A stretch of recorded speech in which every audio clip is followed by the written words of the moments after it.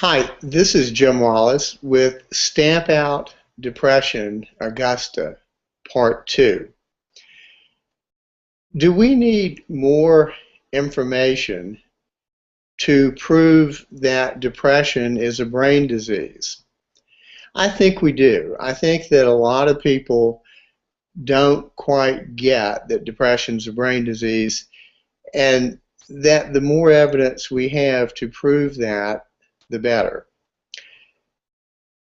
I've been looking into the matter of rumination and examining recent research, which is very suggestive of further evidence in this regard. So, what is rumination and what can we do about it and why is it important? I think most of us know that rumination is like a broken record. When we ruminate, we are stuck in the same way that a broken record can get stuck, and we endlessly replay, recycle, repeat little snippets of the same old tired song. It's usually something that we recall from the past, an injustice perhaps, real or imaginary. The fact is that rumination can involve material which is fantastic or a fantasy or imagined, but it can also be very, very real.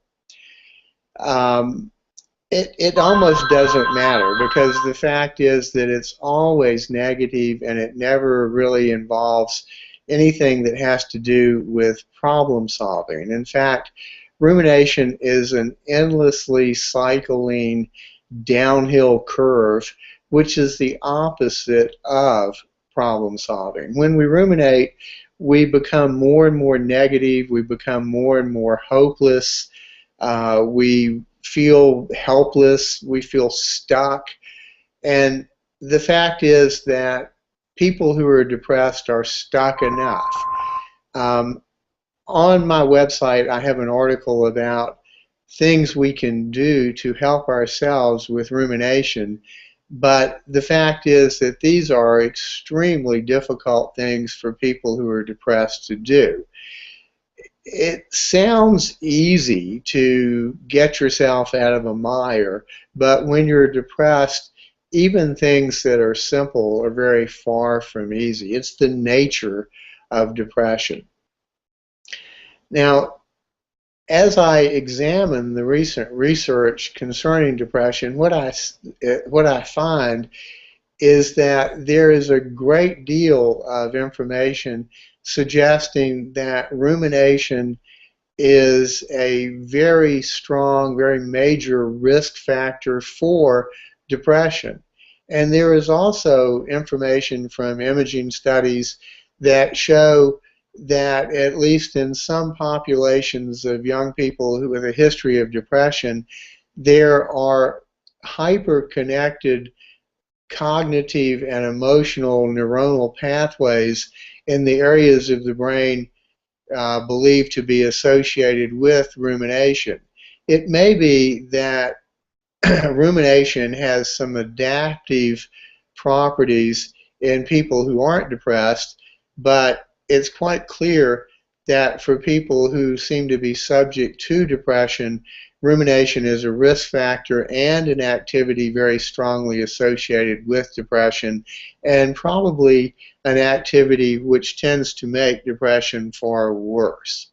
So having some evidence, and strong evidence at that, that there is a biologic basis for rumination is further strong evidence that depression is a brain disease.